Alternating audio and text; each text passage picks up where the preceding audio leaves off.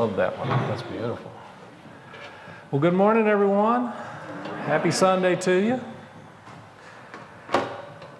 We have been on an adventure, haven't we, over the last few weeks? We've been on a nice, interesting journey, a powerful journey, I think a challenging journey at times for us. And we've been working with a powerful work called Radical Self-Forgiveness. And the subtitle of this is The Direct Path to True Self-Acceptance. The Direct Path to True Self-Acceptance. And so we've been looking at different awarenesses and principles, and this is the last in our series of this. I know it's kind of like an old friend. We're going to be saying goodbye today to this work, at least for now. We're going to continue to do it probably the rest of our lives. However, as far as working and playing and wrestling with it on Sundays, we're going to go ahead and move on and let it go for now, knowing that it's a process. It's an ongoing thing, isn't it? It's an ongoing opportunity. It's an ongoing experience, and it's an ongoing lesson that all of us are participating in to really reconnect with the essence of our true nature, the essence of our being, and to allow that essence to come through us in new and different ways, and to experience a releasing and a freedom that's possible. Earlier on in the series, I asked you, how many would like to be more prosperous? How many of you like to be more prosperous? I don't know anybody that didn't want to raise their hand on that. How would you like to be healthier? How would you like to be experience more love in your relationships, in your life? How many of you would like to be more loving in your relationships? Yeah. Well, you know, one of the things that we talked about and understood that the primary thing that gets in the way of our truly being able to experience all of these amazing blessings in life are happening inside of us, aren't they? And it is not only by really moving into an energy of forgiveness and then into an energy of acceptance that we are in a place where we can consciously or unconsciously, for that matter, allow those blessings into our experience. The number one thing that gets in the way of our experiencing our good is our inability to allow ourselves to experience our good. Isn't this true? Think about this for just a moment. You know, one of the scriptures that has stood out for me in this is Matthew 22:38. And Jesus said, "The first and great commandment is to love the Lord your God with all your heart, with all your soul, with all your strength, with all your mind. And the second one is like unto it. Thou shalt love thy neighbor as thyself." Now, I think it's really valuable and important for us to look at this teaching because it's a teaching that's so powerful on so many levels. And when I was looking at this teaching, one of the things that came to me in studying this, the way it's been translated is it says that the second commandment is like unto the first. But when I looked at the translation of this, it became clear to me that the term that's being translated as like unto this is a little mistranslation, I would say. I wouldn't say it's a mistranslation, but it's not, I don't think it's quite as accurate as what I'm seeing in some of the Greek that is behind this. What it really says is the second is the same as the first. Think about this a moment. Loving your neighbor as yourself is the same as loving the Lord your God with all your heart, with all your soul, with all your strength, with all your mind. So it's not just a like unto. It is equivalent. It's basically saying, and it's the equivalent of that is to love your neighbor as yourself. And the reality is we cannot truly follow the first one unless we are doing the second one, can we? And we can't really do the second one, in all honesty. It makes it pretty hard, or at least, It makes it maybe impossible to really love our neighbor as ourselves if we are not experiencing and aware of something higher within us, or higher in life, something greater in life, which is the love that God is. Would that make sense? Yeah. So let's talk about this second part then, loving your neighbor as yourself. Well, it seems like they're kind of one is dependent upon the other, doesn't it? And I would say it's both ways. We have a tendency to think that we're supposed to love our neighbor and demean ourselves. And that somehow loving our neighbor, we're supposed to love our neighbor more than we love ourselves. And I'm going to suggest to you that that's not really, I don't think it's possible. I don't really think you can love your neighbor more than you love yourself. Well, the reality is I don't think you can love yourself if you're not also loving your neighbor. It's not a loving act, is it? You're not being loving to yourself, because I can assure you, if you're not loving others in your world, you're not receiving the energy of love back. We live in a world that is always flowing, and unless we are in the process of allowing the flow through us, then we are blocking that flow of love, of acceptance. Where? We have a tendency to think that it's being blocked up here somehow, that somehow the love's not coming in. Doesn't work that way, is it?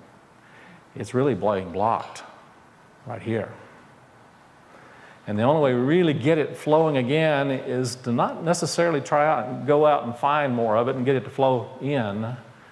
Find some way to let it out, to let it flow through us. Well, there's an important piece of this, and that is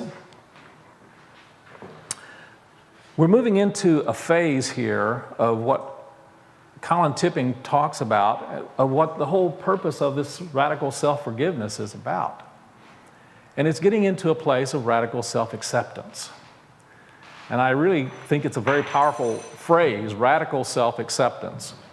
We kind of play around with it, and there's a pretty good self-esteem in this room, I would have to say. There's a lot of folks have some pretty good self-esteem here at times, and other times not so much. We kind of go up and down on that. Wouldn't you agree?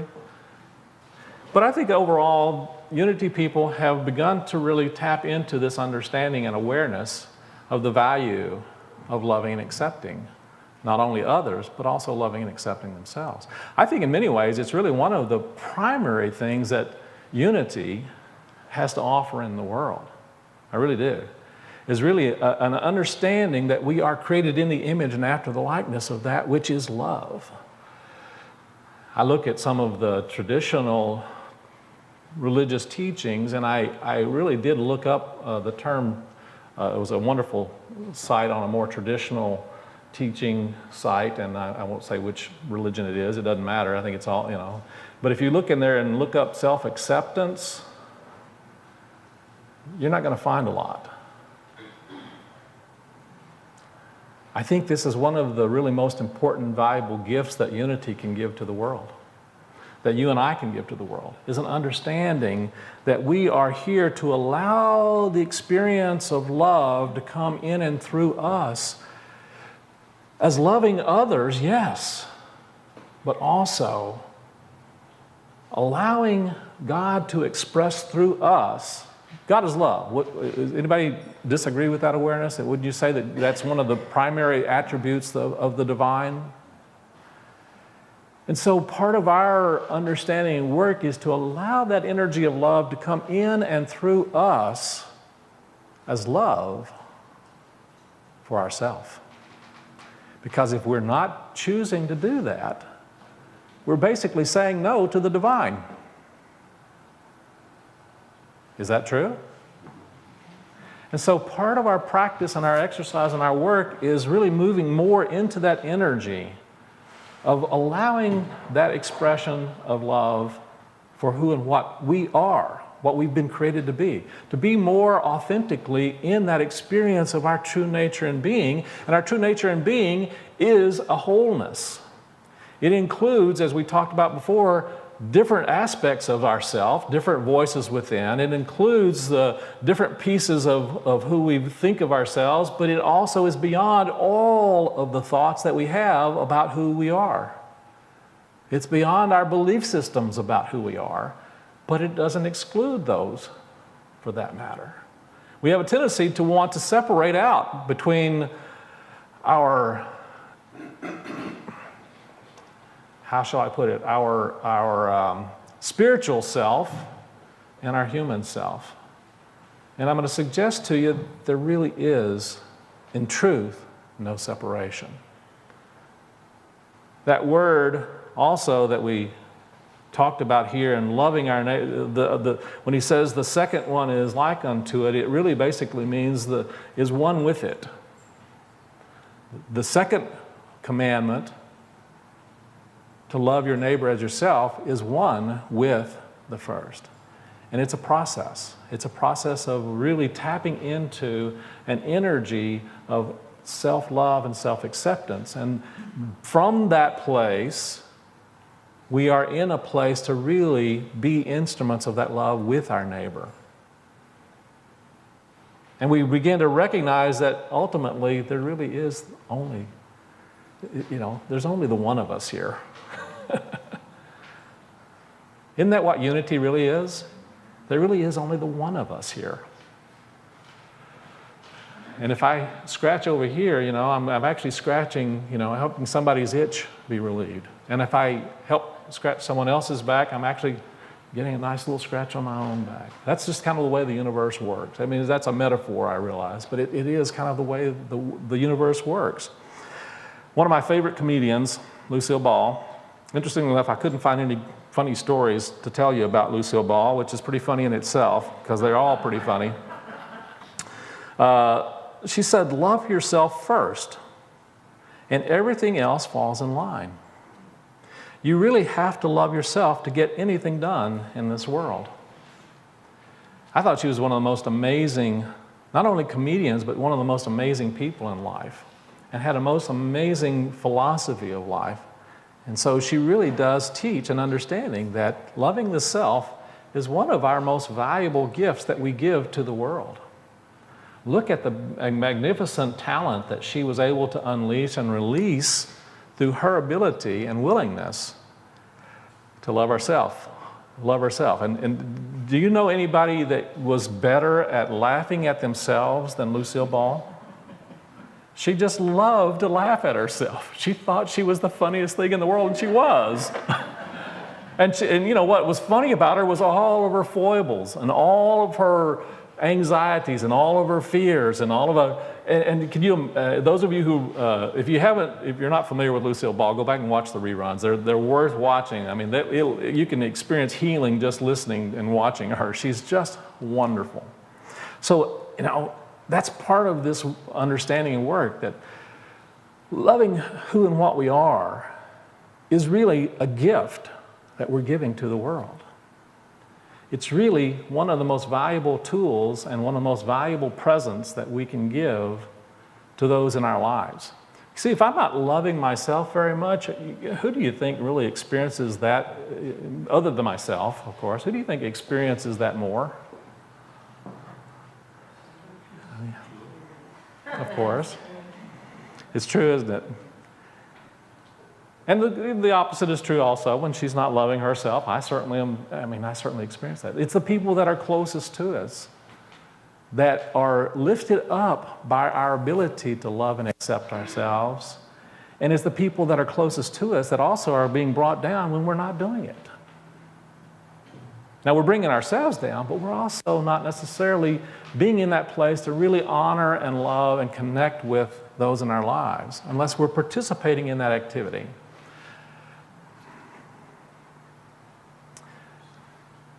Nora Roberts, the author, says, if you don't go after what you want, you'll never have it. If you don't ask, the answer is always no. If you don't step forward, you're always in the same place. Part of loving ourselves is being open and willing to ask. Part of it is being open and willing to accept.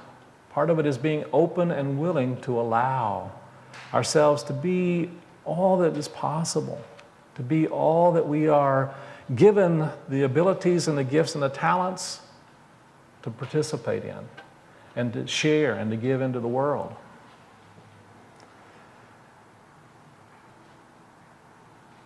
Carl Jung says, however, that the most terrifying thing is to accept oneself completely.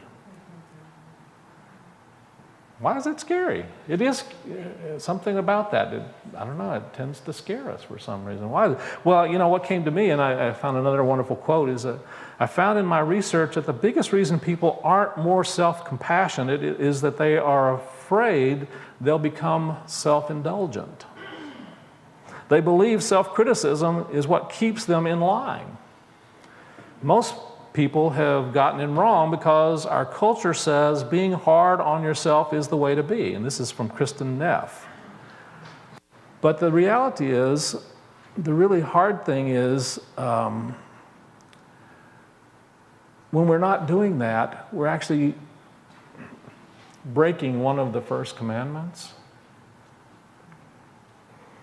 I'm not talking, actually we're breaking one of the 10 commandments. The first one is actually, but what we're really doing is we're stealing. You realize that?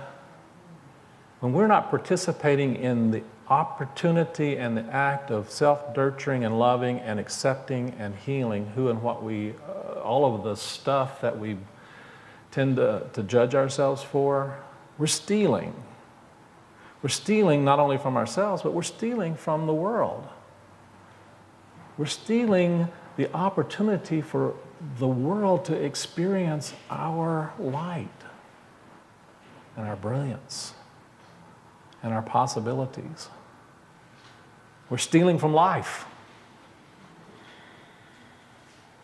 I know, I'm sorry, folks. I've been one who's certainly done that.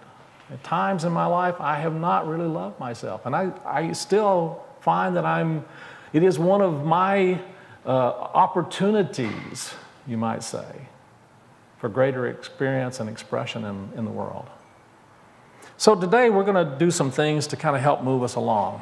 We're going to move us into an opportunity and an experience from this work. And we're going to use this as one of the ways that we close out this series. So I'd like to ask our ushers to actually pass out the self-acceptance worksheet. If you were not here last week, we did a wonderful exercise. This one's going to be a little shorter than that one. But last week we did a wonderful exercise on doing a worksheet on radical self-forgiveness. And then this week we're going to take it a little further.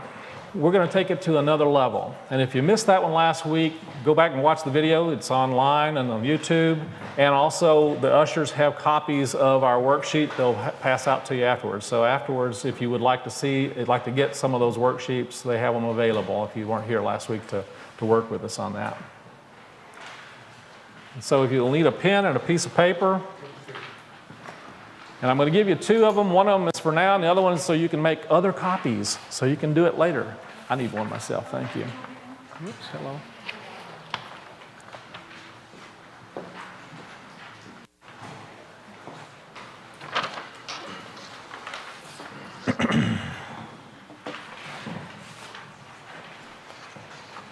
So to start this off, if you don't have a pen, ask the ushers also, and they'll get you a pen or a pencil. The very first step, we're going to ask you to write down or circle as many cool attributes that you already accept as a part of who you are. There's room on the back side if you need a lot more room. I hope you do. It says, list all your qualities, skills, talents, and gifts, and don't be shy. Really, toot your own horn. Now, folks, this is, some people are a little concerned that this is the ego, and I'm going to suggest to you that self-nurturing and self-compassion is anything but ego. It's actually the opposite of that.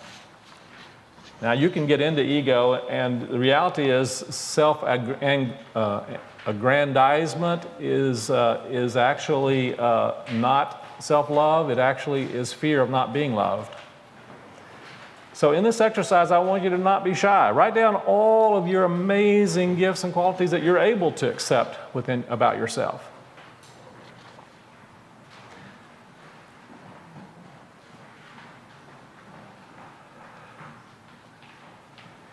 You can circle them or you can write them down.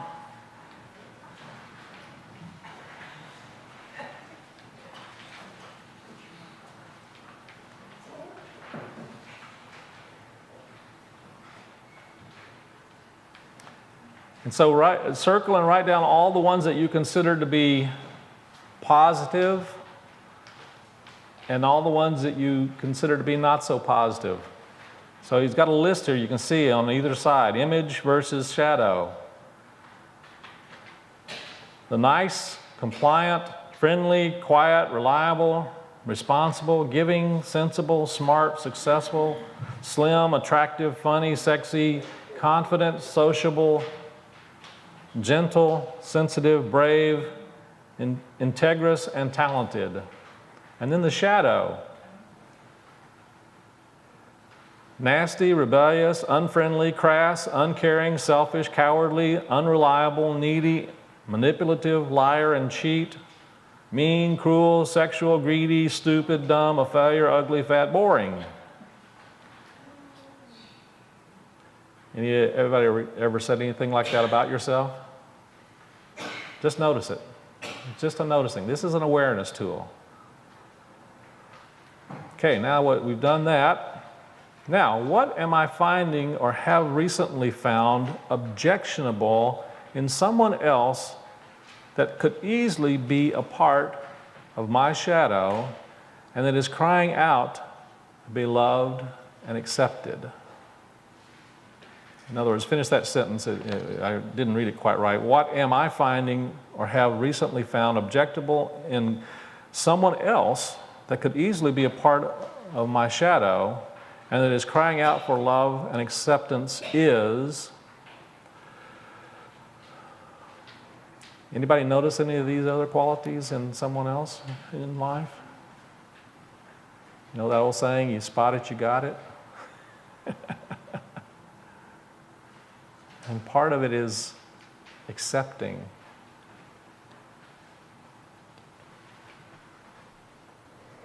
There's an alternate to section 2. Even though no one is mirroring my shadow parts at the moment, I feel hatred toward or dislike toward myself. What I seem to hate most about myself right now is... And if there's something in you that you're feeling not accepting about yourself, notice it. Pay attention. This is just for you, folks. You don't have to share this with anybody. It's often better if you do, but you don't have to. What's something that you're not really accepting about yourself? Or another?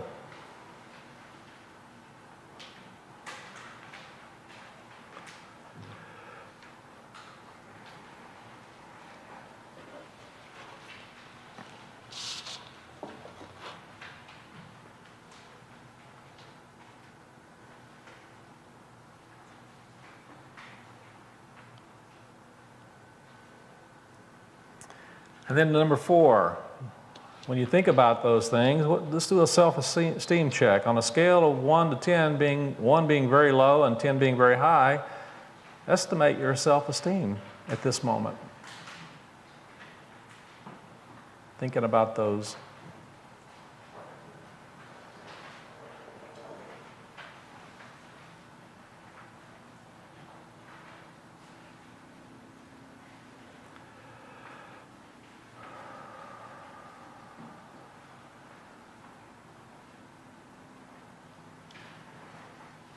And number 5, we're going to read together. It says, read the following statement out loud. Will you do that with me together? I lovingly recognize and accept my feelings and judge them no more. And number 6, read together. I own my feelings. No one can make me feel anything. My feelings are a reflection of how I see each situation. Just breathe that in and out. And then let's read number 7 aloud. I now realize that the shadow attributes that are being resonated within me, even when hard to recognize, are nothing more than the stories I am ashamed of believing were true. It is these that have caused me to feel poorly about myself. I now completely reject those stories and restore love to myself. Just breathe that in and out. Breathe into the heart space. And in number 8, I now lovingly release all judgments and negative feelings about myself, and I totally accept myself just the way I am in all my absolutely perfect imperfection. In particular, I release the following. So just release anything that would block you being able to experience that sense of self-acceptance and love. Just write down what you feel like you would like to release or are willing to release.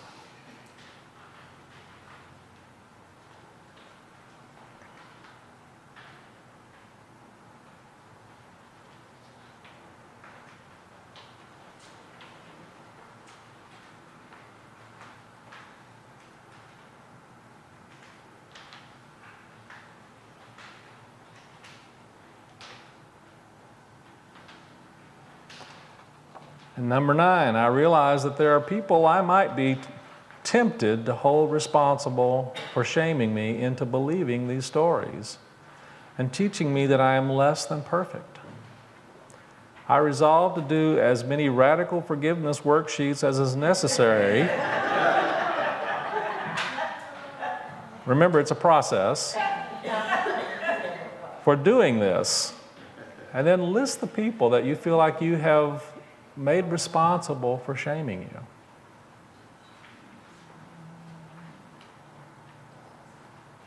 Or been tempted to make responsible, maybe.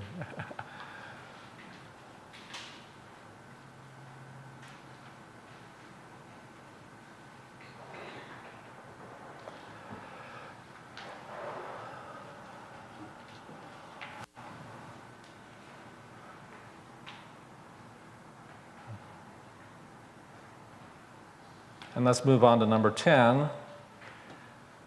I would now realistically describe myself with all my strengths and weaknesses as follows.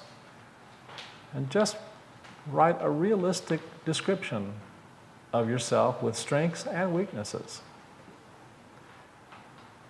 It's one of the most valuable things to accept about ourselves. Nathaniel Branden, the author of the great work on self-esteem, says that self-acceptance is my refusal to be in an adversarial relationship with myself.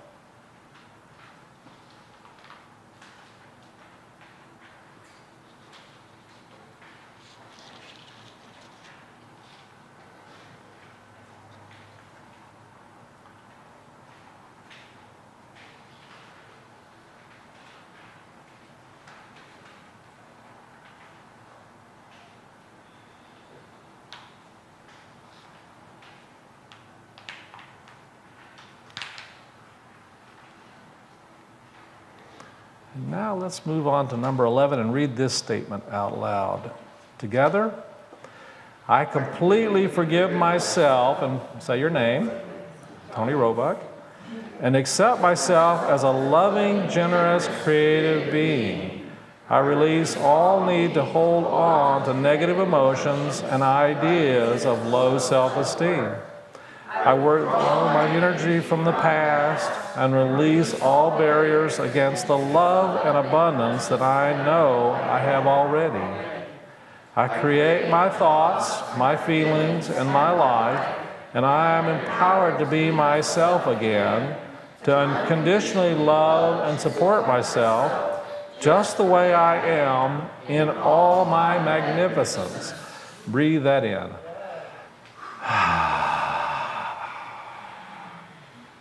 And number 12, let's read this together.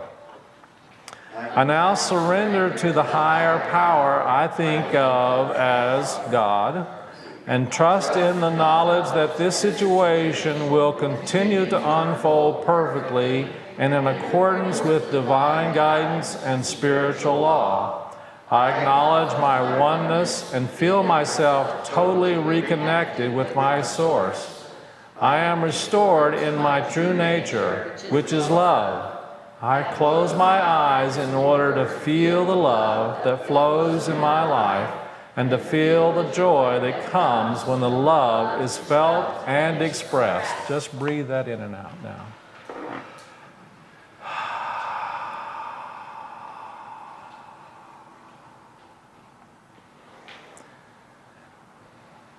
And now I invite you to take just a moment to write a love note to you. Write some sort of loving statement to yourself saying how much you appreciate and honor yourself for doing the worksheet. Then finish by reading your statement out loud to yourself if necessary, or some other time perhaps. We won't have time to do that today, but get in front of a mirror and read it out loud, or go with a friend and share it with, and read it out loud. As well as the following declaration. I completely accept you just the way you are. For now I realize that you have always been perfect and there was never anything wrong with you. I acknowledge, accept, and love you unconditionally just the way you are. I recognize that I am a spiritual being having a spiritual experience in a human body. And I love and support myself in every aspect of my humanness.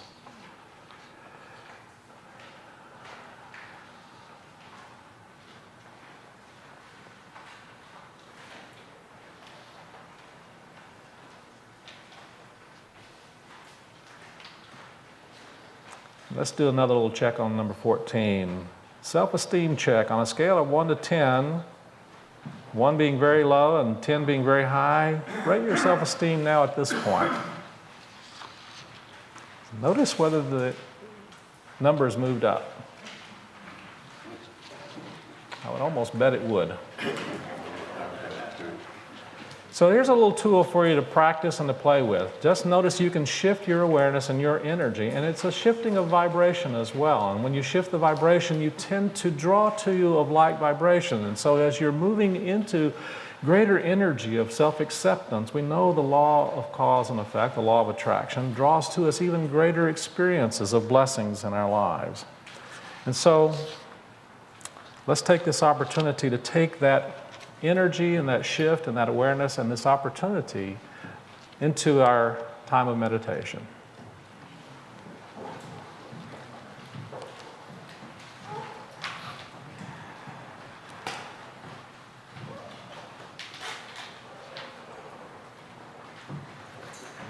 So I invite you to move into a comfortable place.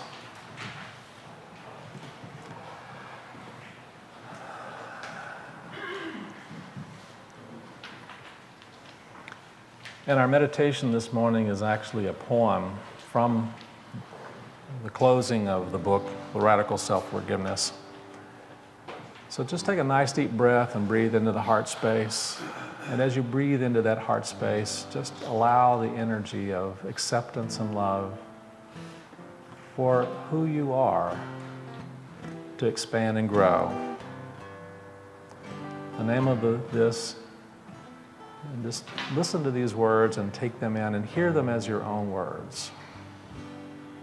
The name is the you that is special.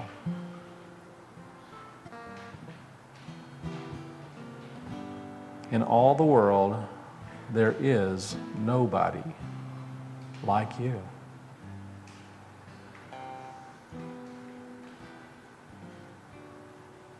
Since the beginning of time, there has never been another person like you. Nobody has your smile. Nobody has your eyes, your nose, your hair, your hands, your voice. You are unique. and special.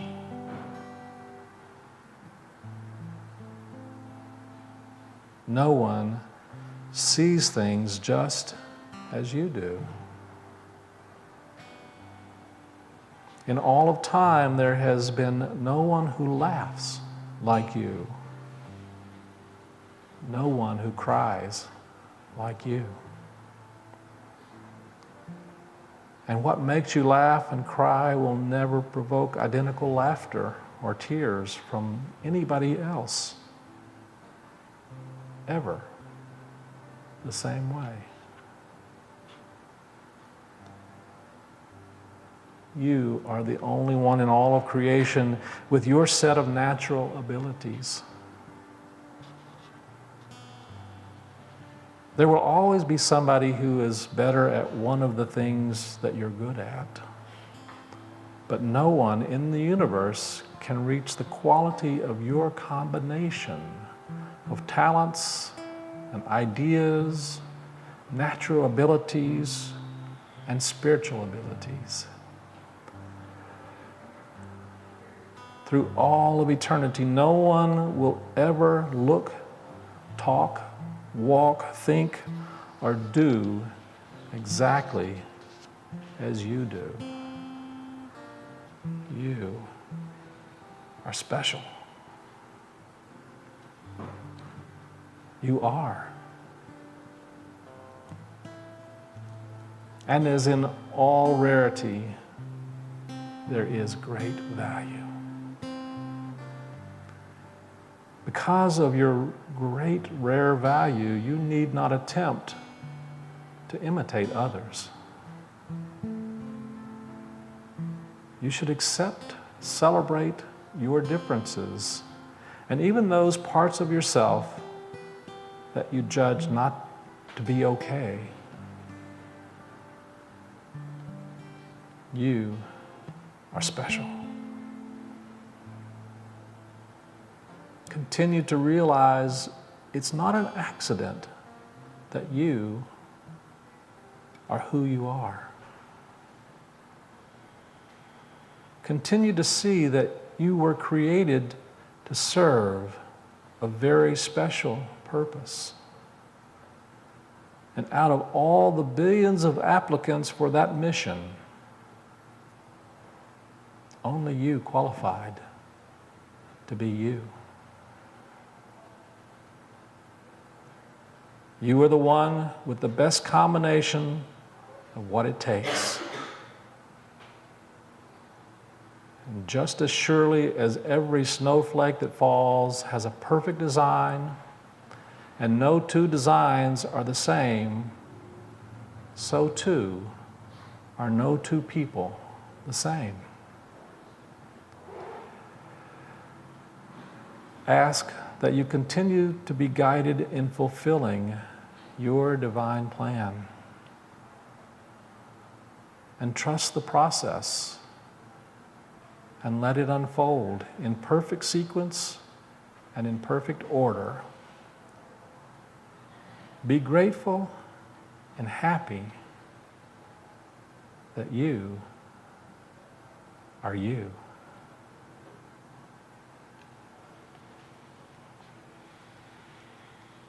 Take a nice deep breath now. Let that energy of gratitude be open and willing to experience that energy of acceptance of self. And take another nice deep breath, and when you're ready, gently open your eyes. Come back into this room, this time and place, and give thanks for the miracle and the wonder of you.